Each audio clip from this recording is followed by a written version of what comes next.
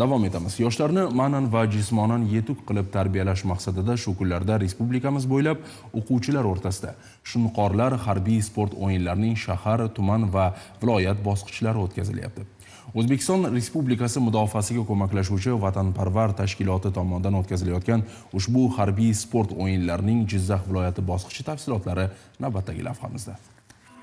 Unda Jizzax viloyatining shahar va tumanlaridagi harbiy sport o'yinlarida birinchi o'rinlarni qo'lga kiritgan jamoalardan tashkil topgan 8 ta jamoada 80 nafar ishtirokchilar jam bo'ldilar. Musobaqada 17 yoshdan 22 yoshgacha bo'lgan yoshlar ishtirok etib, kuch va mahoratlarini ko'rsatishga harakat qildilar. Ishtirokchilar safda yurish va harbiy qo'shiqlar aytish, O'zbekiston tarixi asosida tuzilgan savollarga jamoa bo'lib javob berdilar. Shuningdek, keng sport maydonida o'quv granatasini uzoqlikka uloqtirish va harbiylashtirilgan estafeta bo'yicha bellashdilar. Harbiylashtirilgan estafeta doirasida yoshlar avtomatni qismlarga ajratish va yig'ish hamda gazga qarshi niqobni kiyib, belgilangan masofaga yugurish shartlarini bajardilar.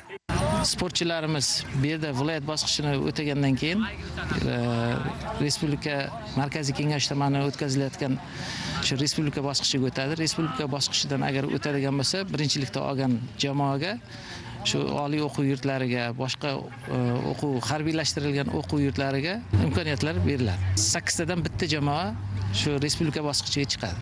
Shuningdek, o'g'il bolalar turnirda tortilish bo'yicha kuch sinashdilar. Shunqorlar harbiy sport o'yinlari vatanparvar tashkiloti tomonidan yoshlarni vatanga sadoqat va harbiy vatanparvarlik ruhida tarbiyalash yo'lida amalga oshirilayotgan ezgu ishlarning yana bir yorqin ifodasidir. Do'stona va murosasiz kechgan bahslarda 3-o'rin G'allorol tumani Lochinlar jamoasiga, 2-o'rin Paxtakor tumani Alanga jamoasiga nasib etgan bo'lsa, Mirzachul tumanidagi 1-son texnikumi yoshlaridan iborat vatanparvar jamoasi 1-o'rinni qo'lga kiritdi. Ushbu jamoa endi o'yinlarning final bosqichida viloyat sha'nini himoya qiladilar. Bu musobaqada 1-o'rinni qo'lga kiritdik. Bu musobaqa juda ham ko'tarinki kayfiyatda, juda ham raqobatli musobaqa bo'ldi desam adashmayman.